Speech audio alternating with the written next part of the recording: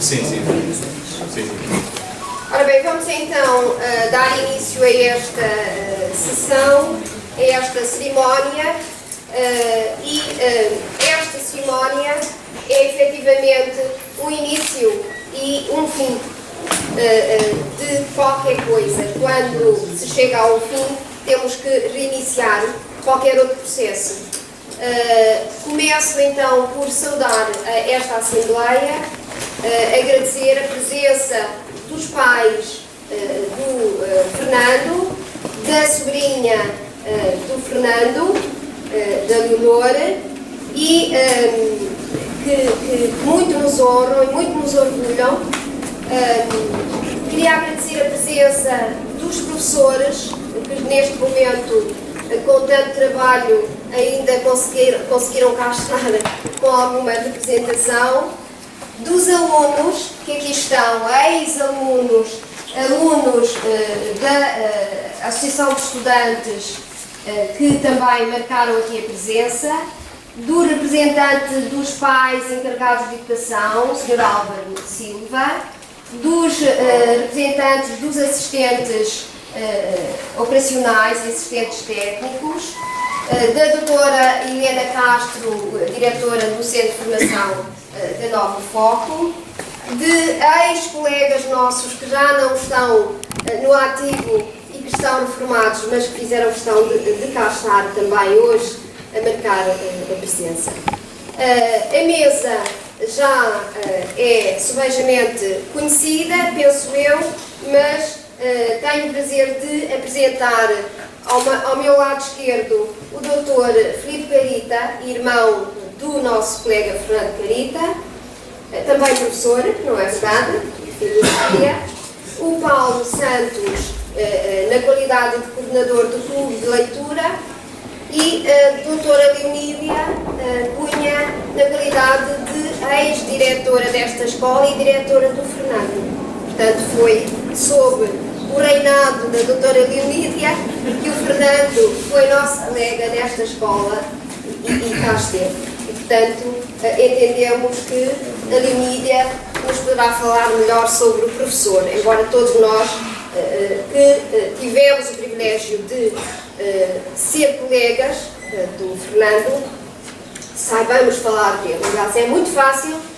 falar do Fernando, há muito a dizer e tudo quanto é a dizer é tão bom que efetivamente é muito fácil falar do Fernando. Não vou perder muito tempo, mas não consigo resistir à tentação de dizer duas ou três coisas sobre o Fernando. É um desafio sempre que eu gosto de fazer a essa entidade terrível que caminha incessantemente sem parar e se chama tempo e que às vezes nos dá a possibilidade de podermos ludibriar, pará-lo, parar um bocadinho, deixá-lo andar, ele continua a andar. Nós ficamos aqui parados neste encontro de memórias. Hoje é o dia de recordar quem foi Fernando Carita nesta escola. Foi nosso professor, foi nosso colega e eu tive o privilégio de ser colega do Fernando, colega de grupo pedagógico, de ser mãe de uma aluna do Fernando, portanto conheço como colega, conheço como professor e amiga do Fernando. Portanto, sou triplamente privilegiada por me ter encontrado nesta vida com alguém que foi único no seu percurso e que teve certamente uma missão muito especial. Veio por algum motivo e foi por algum motivo também. Portanto, é nesse contexto de grande orgulho, de grande alegria, que hoje nos juntamos aqui para marcar, assinalar uma etapa de paragem do concurso que este ano levamos a cabo, concurso literário, Prémio Fernando Carita, que termina este ano aqui, mas que vai continuar na nossa escola, e simultaneamente marcar o início de uma fase em que o Fernando será sempre relembrado com muito prestígio, com muito orgulho e nos encargaremos de ser nós esses lírios póstumos de que ele falou quando interrogava a quem deixar o seu legado. Portanto, é em resposta um pouco a essa inquietação do Fernando que nós nos assumimos como esses lírios póstumos para continuarmos a obra que o Fernando nos deixou. Foi um colega com uma excelente índole profissional e ética, foi um professor ímpar, que dava as suas aulas com uma paixão enorme, com uma atitude sempre muito positiva. Dele só me lembro de algumas reclamações, quando as reuniões, as poucas reuniões em que ele pôde comparecer eram extensas, cansativas, e ele me dizia: "Oh Paula, isto é sempre assim." Dizia: "Tem dias piores." Não é? Mas aí é que eu sentia o cansaço dele, a saturação de estar presente horas a fio em reuniões extremamente desgastantes. Ou quando reclamava pela quantidade excessiva de papéis que tínhamos que preencher. Portanto, todo esse lado burocrático da função. Dar aulas era a sua paixão. Aprender e ensinar era a sua paixão. Lembro-me de um dia entrar no corredor desta escola, naquela entrada principal onde os carros estacionam, e ver aquela figura alta, elegante do Fernando parado com a sua malinha, a olhar para o chão, e quando me aproximei dele, disse: "Então, Fernando, o que é que estás a ver?" Disse ele assim: "Isto é uma preciosidade. Vê bem o que aqui está." O que é que era? Estava no chão um folheto de uma campanha de uma associação de estudantes, de um grupo qualquer da associação de estudantes, e o folheto estava no chão. Tinha tantos erros de português, tantos erros de ortografia, que o Fernando dizia: "Isto é uma preciosidade. Olha a aula que nós damos com isto." Portanto, tudo servia, de facto, para ele recolher, reciclar a ignorância em sabedoria, em conhecimento, em experiência. Era de facto fantástico nisto e, da mesma maneira como nos seduzia a nós facilmente, professores já adultos, tenho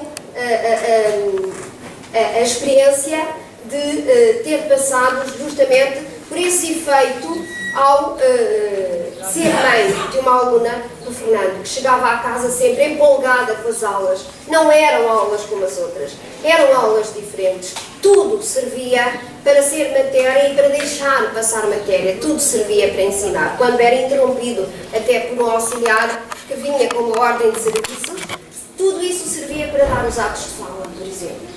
Imediatamente ele recuperava essa interrupção e transformava em matéria. Temos todos memórias muito ricas, muito importantes, muito vivas e, portanto, é de facto com muito orgulho, com muita honra que hoje recebemos todos quantos quiseram, neste momento, homenagear o Fernando. E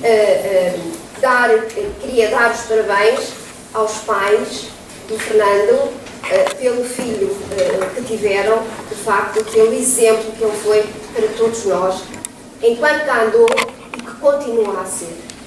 É, de facto, um jardim que nos deixou e que nós temos que continuar a cultivar com muito orgulho, com muita capacidade de imitar o Fernando, que foi um modelo para todos nós, um exemplo e um modelo. Pronto, não me queria alongar mais.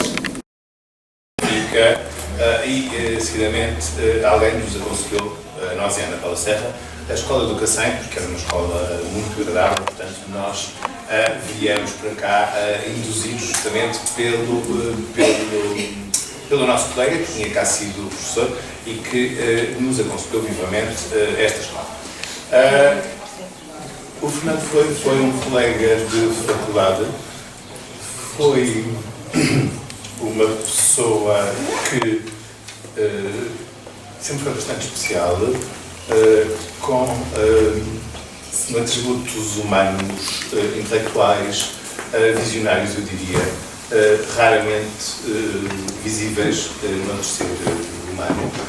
Estou plenamente convicto que a poesia dele, daqui a alguns anos, será reconhecida e passará efetivamente, ficará, ao contrário de outras que provavelmente neste momento estão extremamente difundidas, por manuais, etc. Isto se não houver um boicote da parte de Portugal, que normalmente é muito amargo em relação aos filhos e que só depois das pessoas aparecerem é que se lembra muito.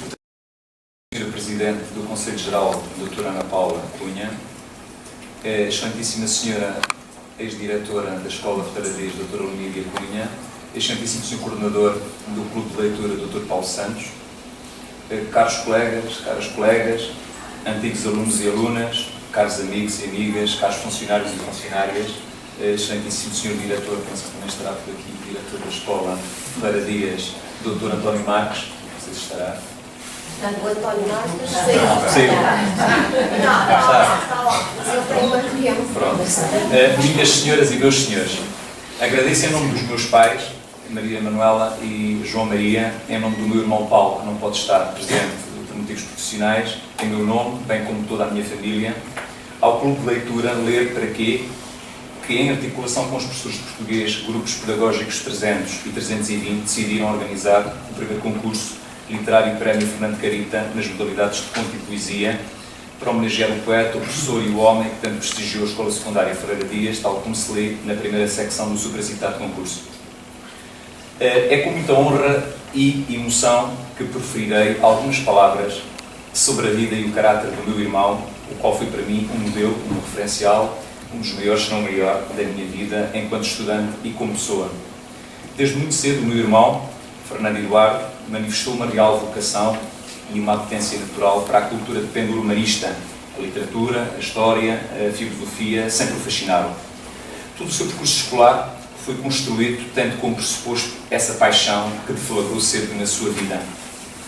A escola primária e o primeiro e o segundo anos do ciclo foram concluídos na sua vila natal, Nisa, tendo tido na primária como seu primeiro mestre, o seu pai, aqui presente, João Maria. Do terceiro ano até ao sétimo ano do liceu, estudou na cidade de Porto Alegre. Frequentou o ano propedêutico antes de ingressar na universidade. Concluiu em 25 de julho de 1983 a licenciatura em Línguas e Literaturas Modernas, variante de Estudos Portugueses e Franceses, na Universidade Clássica de Lisboa. Iniciou em 20 de outubro de 1983 a sua carreira como professor, a qual exerceu durante 27 anos. Lecionou em Nisa nos anos 83-84, 85-86 e 86-87. Na Escola Secundária de Benfica, no ano de 84-85. Na Escola Secundária Marquês de Pombal, Lisboa, no ano de 85-86. E na Escola Ferrardias, ao longo de 22 anos, de 1988 a 2010, escola que neste ano letivo de 2013-14 criou em sua memória o Prémio Literário. Alguns meses após a conclusão da sua licenciatura no ano de 1983, em virtude de estar na iminência de ser incorporado no serviço militar e não podendo fazer jamais adiamentos, assumiu-se na cidade de Abrantes, em 24 de fevereiro de 1984, como objetor de consciência. Disse, passo a citá-lo, desde que me conheço, e é possível que a guerra colonial tivesse atuado no meu imaginário de criança, no sentido de reforçar em mim uma inata tendência para a não agressividade, tudo o que se prendesse direta ou indiretamente com serviços militares me causava profunda antipatia. Ao longo da sua vida, mostrou-se sempre avessa a tudo quanto no indivíduo contrariasse a liberdade humana, em suma, não se revia em práticas desumanizantes. A promoção da paz e o respeito por todos aqueles que o rodeavam foi sempre uma premente necessidade na sua construção como pessoa. Apaziguar os instintos, de onde pudesse irromper a figura do desumano, constituiu-se igualmente como uma demanda incontornável na sua vida. Daí que se tenha mostrado sempre avesso a tudo aquilo que no indivíduo respeitasse ou pusesse em causa não só a vida, mas também a sua integridade ético-moral inalienável. Poucos meses depois de ter concluído a sua licenciatura, sentiu na carne e na alma a violência física e psicológica da doença, como uma Hiroshima metafísica e como um Vietnã ontológico, como anos mais tarde se lhe referiria. Por coincidência, o meu irmão adoeceu a 3 de março de 1984, alguns dias antes de ser chamado a cumprir o serviço militar. A sua doença, ao introduzir uma descontinuidade existencial profunda, atingindo o centro nevrálgico de todo o seu ser, não o fez vacilar, sobre a posição previamente assumida como objetor de consciência. Como testemunho de honra e de verticalidade, não quis de modo algum cometer sobre si mesmo uma outra violência que o levaria a abdicar e a renunciar aos valores que mais amava e que sempre fizeram parte da sua matriz espiritual. As principais linhas condutoras do seu modo de ser e de agir, do seu comportamento ético-moral, foram tributárias da inegável atmosfera religiosa católica em que foi educado. O seu existir face ao exposto não se podia compadecer com oportunismos e facilidades. A leitura assídua dos textos do professor Eduardo Prado Coelho ficou-lhe sempre muito reconhecido pelas pistas da reflexão que o contacto com as suas obras lhe abriram enquanto estudante da Faculdade de Letras de Lisboa. Foi Eduardo Prado Coelho quem lhe deu a ler pela primeira vez o seu poeta de eleição, Roberto Ruaros, descoberto por acaso quando, em meados de dezembro de 1992, surgiu no primeiro volume do seu muito peculiar diário Tudo o que não escrevi. Bastou um poema que ele leu do poeta argentino para a grande deflagração. A quando do desaparecimento de Prado Coelho, em 25 de agosto de 2007, o meu irmão anotou: devedor e sou, apaga-se um farol da cultura portuguesa. Fruto dessa descoberta, por acaso, acabou por ter o privilégio de conhecer o poeta argentino, Roberto Ruaros, no primeiro Congresso Mundial de Transdisciplinaridade, realizado no Convento da Rábida, em novembro de 1994, e de por ele ser integrado num círculo de poetas belgas e franceses seus amigos, tradutores e leitores interessados, Fernand Veressen, Michel Camus, e o seu querido editor, amigo e confidente, Yves Nabour, responsável pela publicação das obras do meu irmão na Bélgica, A Salvação pelo Vazio, 2005, A Casa e o Caminho, 2008, na editora Le Tailleret, fundada por este último em 1984. Aguarda-se o último livro da trilogia poética, O Deus do Inacabado, editar proximamente. Marcado pela doença irreversível, soube sempre responder de uma forma frontal e com uma coragem sem limites. Foi um resiliente por excelência. Apesar da enfermidade crónica o ter feito desistir de uma carreira universitária, soube fazer da poesia uma experienciação, uma enciclação verbal de estados mais intensos de consciência que ajudassem os sujeitos leitores a imunizar-se contra a uniformização do pensamento. Desde o primeiro instante em que assumiu esse desafio, no ano de 1988, em A Obscura Espiritualidade da Matéria, trouxe luz à vida e deu cor às emoções. À medida que foi publicando, ao sabor de uma sazonalidade poética própria, fez com que os seus poemas nos ajudassem a atravessar os nossos desertos. Os seus poemas permanecerão connosco, a sua voz misturar-se-á à nossa, uma voz que o tempo ajudará a transmitir aos que ainda não nasceram. Os que ainda não nasceram terão também o privilégio de partilhar uma poesia que deverá ajudá-los a suportar melhor o mundo a que falta cada vez mais sabedoria. Não encontrei na minha vida somente o poeta, ele mesmo era poesia. A nossa vida ficou enriquecida através da sua leitura.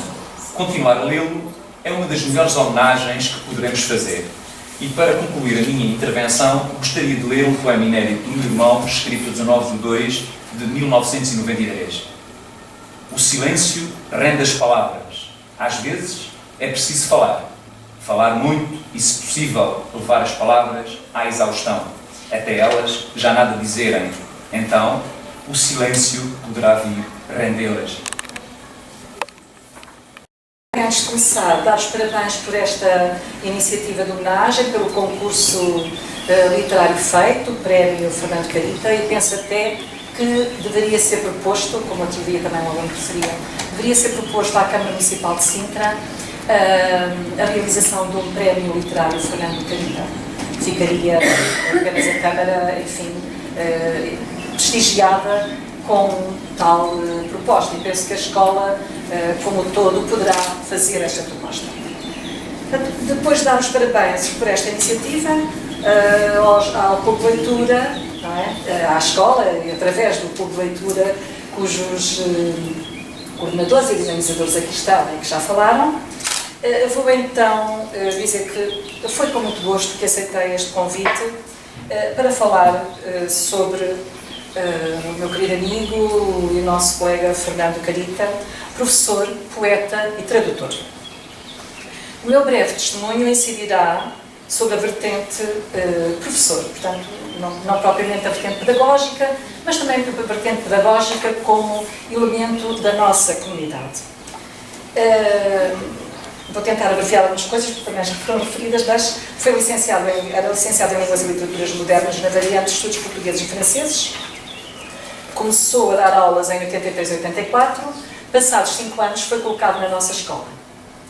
Como já foi referido, passou por exemplo, a Escola Secundária de Benfica, que ficava próxima da casa dele, pela Escola Secundária Marquês de Pombal e também por Nisa, terra natal.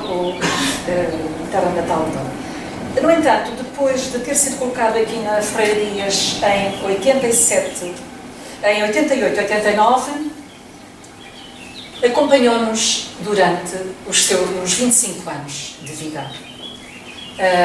Não mais quis deixar-nos, nem quis concorrer para outro sítio, porque sentia-se muito bem aqui. E como a mãe dele há bocadinho dizia, era o ambiente da Freirarias, ele adorava o ambiente da Freirarias, foram as suas palavras, e era aqui neste ambiente que ele se sentia muito bem. Foram 25 anos em que desempenhou cabalmente todas as funções que lhe foram atribuídas. Sempre bem integrado na escola e no seu grupo pedagógico, nunca pediu qualquer benefício para si, nem utilizou o facto de ter tratamentos médicos obrigatórios para pedir condições especiais. Contudo, os colegas de grupo, do grupo de horários, do seu grupo pedagógico e a própria direção tentavam adequar e compatibilizar os vários fatores, mesmo sem ele falar. Tínhamos que adivinhávamos, tentávamos adivinhar. Ele adorava a sua profissão e os seus alunos, como muitos de nós também gostamos, e tinha orgulho em pertencer à comunidade escolar de Freirarias. Também nós nos orgulhamos muito de o ter tido como docente da nossa escola. Recordo bem, sempre afável, agradável, discreto e elegante. Cumprimentava com deferência os colegas, os funcionários, assistentes operacionais e técnicos. Detentor de uma vasta cultura e poético, os seus conhecimentos abrangiam tanto a área de humanidades como a de ciências.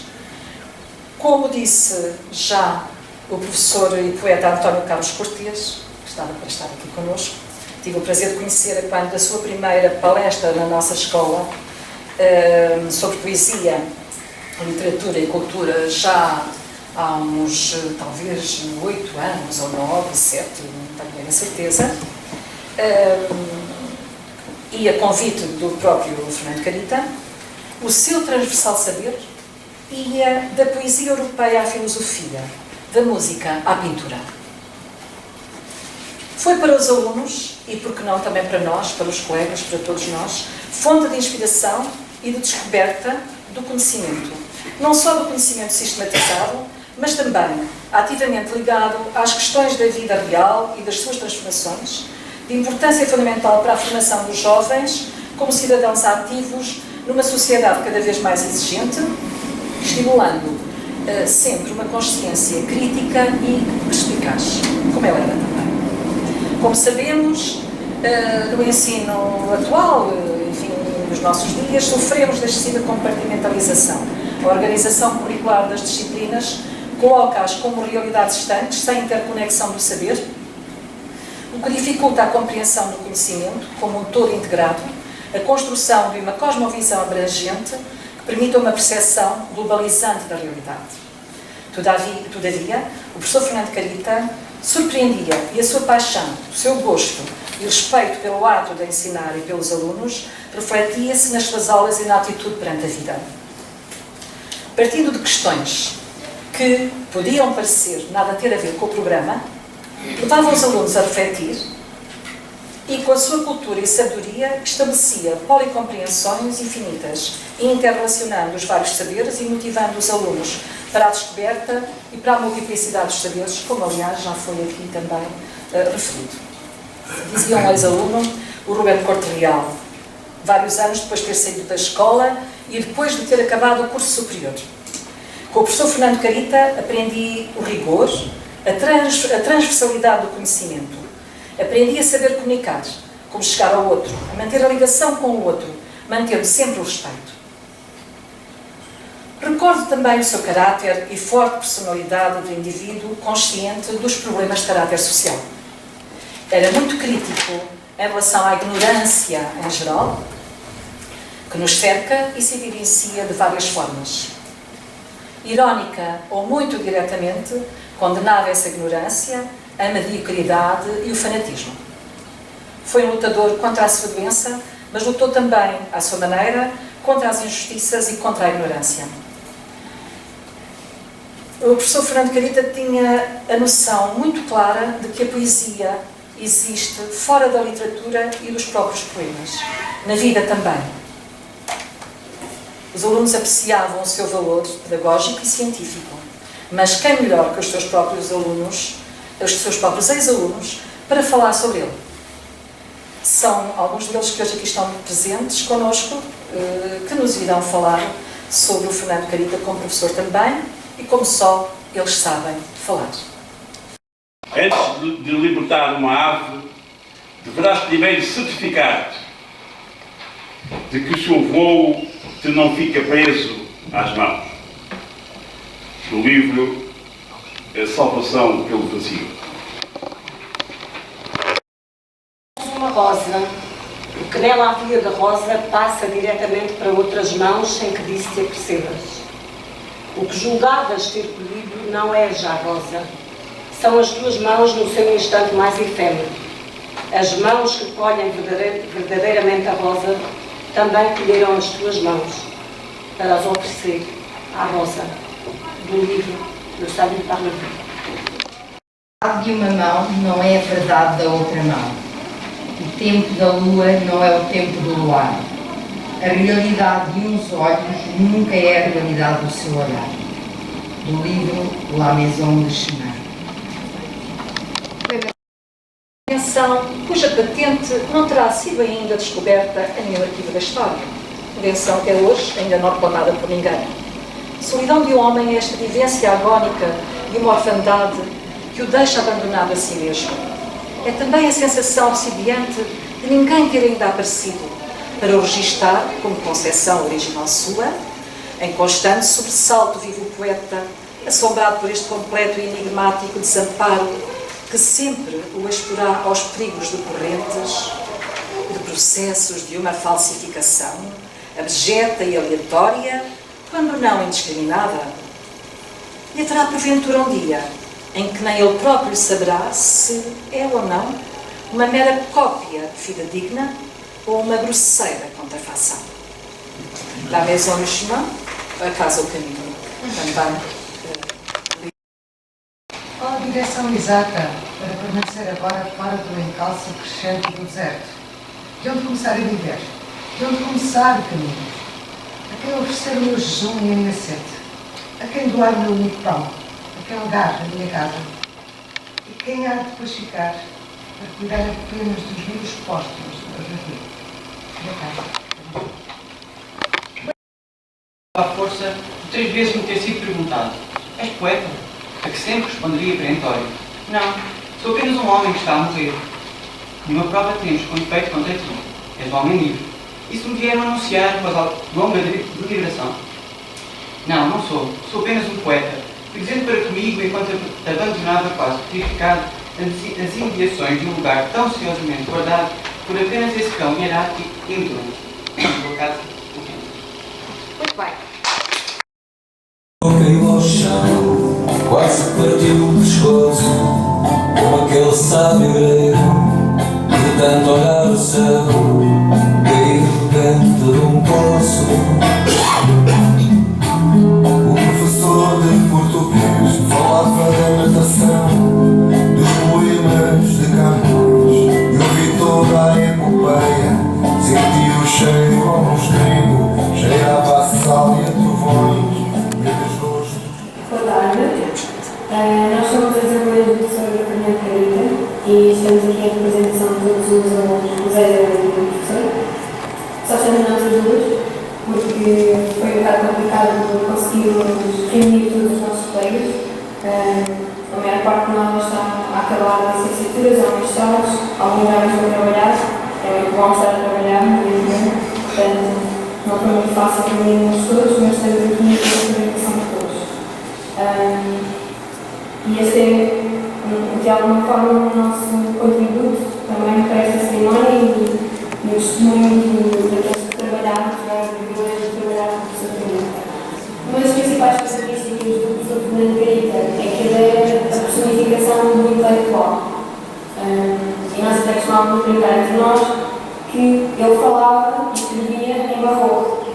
Claro, as peças do professor Fernando Garita eram feitas em barroco. Muitas vezes é complicadíssimo para nós entendermos, mas também é isso que era desafiante para os alunos dele, era ele puxar sempre por nós e fazer-nos ver as coisas de outra maneira e mudarmos a ver as coisas de outra forma, tentar ver, não está a dizer que nem toda a gente às vezes vê, mas ele puxava por nós. O professor Garita era também uma pessoa que se sabia divertir com os seus alunos, era uma pessoa que tinha um humor negro, era sarcástico e às vezes contava histórias, por exemplo, do macaco. Ele dizia muitas vezes que tinha um macaco em casa e divertia-se muito a contar-nos que tinha inventado essa história e que a maior parte das pessoas acreditavam. E então eu conseguia convencer toda a gente que tinha um macaco em casa. Outra história que eu não existe. Ele dizia também muitas vezes que já tinha vivido no circo. E depois ria-se imenso porque as pessoas acreditavam que já tinham mesmo vivido no circo. E isso era muito mal, mas ele ria-se connosco a contar essa história e depois dizia, mas não é verdade, mas o mundo não é um circo. E todas essas histórias, e mais a forma como eu muitas vezes construía as aulas, as formas de debate, fazia com que o tempo passasse muito rapidamente, nós não dávamos conta do tempo a passar e às vezes eu lembro que ele dizia que nem apontava nada, a aula estava tão interessante que nós ouvíamos, falávamos e acabávamos por nos comunicar. Uma outra coisa que nós também gostávamos muito do professor Garita era ele via-nos como pequenos adultos, ele queria tornar os alunos autónomos com um pensamento crítico que refletissemos constantemente sobre as coisas. E apesar de tudo isto, ele deixava de centrar a aula em si, centrava a aula em nós e acabava por utilizar muito uma das suas grandes qualidades, que era a humildade. Era uma pessoa muito humilde. No fundo, durante o ano em que estivemos com ele, com o professor e aluno, a relação era muito mais do que a relação com o professor e aluno. É uma relação de amizade, que aliás continuou depois de acabarmos o secundário, nós continuámos em contato com o professor Garita, no final, falávamos com ele, acho que ainda chegámos a combinar uma idade de nada, tomar café, estávamos de estar no café de tomar com ele e tomar café, uma vez ou outra, e essa relação era suficientemente próxima para estarmos à vontade com ele para fazer algumas piadas e para fazer uma brincadeira, uma delas inclusivamente foi quando comparamos o professor Garita. Meu voo toda a parte é uma força motriz. Vou a Roma e a Paris, vou à Lua e vou a Marte.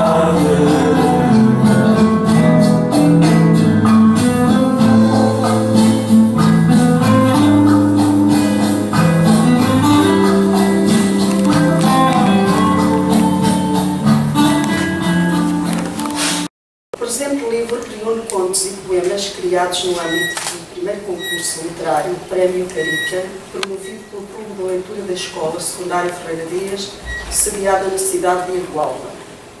Este prémio cumpre o desejo de se prestar uma homenagem a Fernando Carica, professor, poeta, pensador.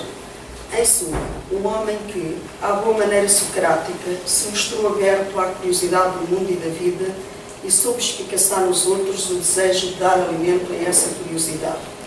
Fernando Garita assume-se entre nós como o testemunho de um homem lúcido e inteligente, daqueles que não se deixam enredar nas armadilhas das aparências, tendo-se mostrado sempre atento à decifração dos pormenores ocultos da realidade e à perscrutação e análise dos mistérios mais insondáveis da existência. Da proposta de atribuição do prémio nasceram títulos, desenharam-se histórias e poemas, que se afirmam como uma digna homenagem ao pensamento do professor, seguindo os trilhos do impulso à criatividade lançado pela revelação de uma entusiasmante dedicação ao saber. A sucessão apresentada resulta de um esforço em se buscarem e definirem sentidos, em harmonia com a atribuição do prémio. Assim, em jeito de tributo, merece desde logo o seu destaque por celebrar uma representação do herói anónimo dos tempos atuais, corporizado na figura do bombeiro. Em jeito de tributo, coloca-se, portanto, na linha da elevação daqueles que, em continuidade com o percurso de Fernando Carita, se distinguem pela nobreza das suas ações. Na mesma linha de continuidade surge o poema Eu Revisitado, por toda a carga de sugestões despertadas, remetendo para a herança pessoana que o nosso professor assimilou e da qual também se soube fazer continuador.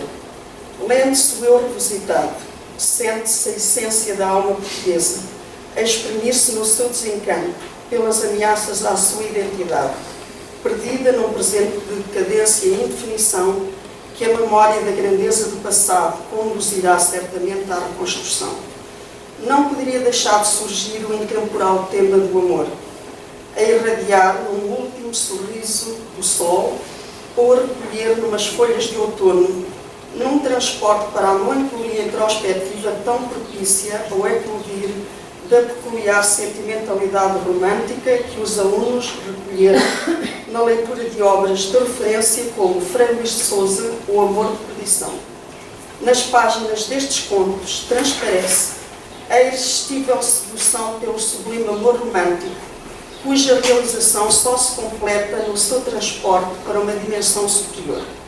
A par ainda do título Em Jeito de Tributo, impõe-se o poema Eco, numa reminiscência do pensamento desconcertante que se capta nos poemas dos livros A Casa, o Caminho e A Salvação pelo Vazio, de Carita, um pensamento inquieto e irreverente, que prende o leitor na ironia da sua análise e o lança na perseguição de ocultos espaços cuja miragem só se oferece àqueles que se dispõem ao esforço da inovação. Conclui-se esta enumeração com a referência ao título A Parker do Meu Pai, objeto simbólico do cumprimento de um ritual de escrita que aqui se proclama. A Parker do Meu Pai afirma-se, então, como um fascinante tributo à memória, através de uma figura particular que existe em todas as infâncias, erigida em alguém que se elege como herói. Este prémio assume-se, por fim, como uma tímida e humilde iniciativa que busca uma realização maior, de incentivo à redação de futuros textos, criação de obras reveladoras de talentos que muitas vezes só se mantêm ocultos no limbo da descrição por falta de oportunidades que os libertem para a sua revelação. Pretende-se, pois, com este registro, lançar o impulso ao desabrochar de diferentes tipologias de textos, sempre abertos à busca de sentidos, no palco em permanente representação do dinamismo da vida, cruzamento de oposições entre o nascer para o viver e o morrer para o renascer, e na certeza de que vamos continuar a cuidar dos lírios póstumos do jardim do nosso poeta Fernando Carita. No Sorriso do Sol de Cari recebeu menção honrosa na modalidade de prosa, no escala 1. Quem é Cari? Cari. Pronto, agora posso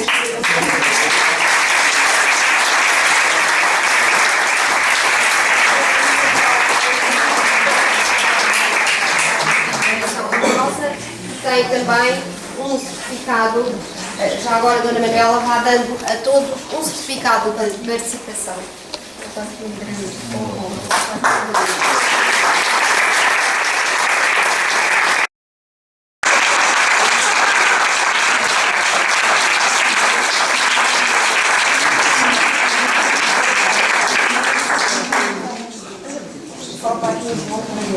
É esse.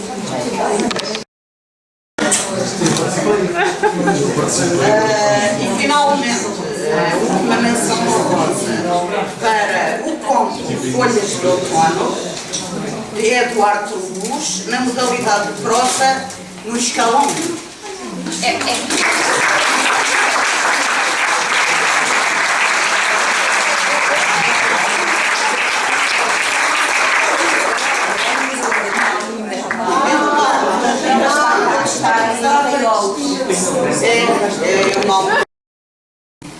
Portanto, na versão prosa. Sim. Vamos abrir para saber quem é. Portanto, para o primeiro escalão, começo com o primeiro escalão, sim, primeiro dos alunos, não é?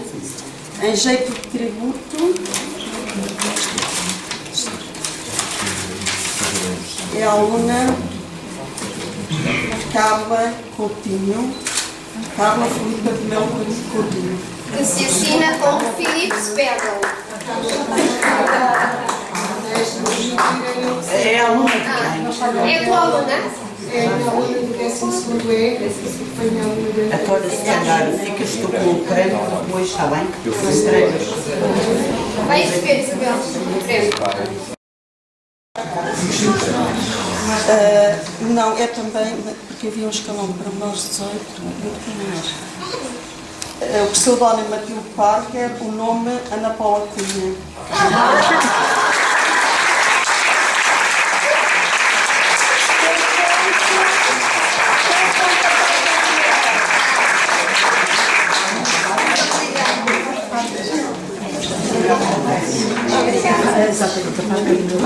Ora, isto é uma medalhinha, assim, uma medalhinha, não, uma placa. Os primeiros prémios. Por último, para o escalão 2 também, na modalidade de poesia, com o pseudónimo Ana do Mar, o nome Mariana Cunha Barbosa.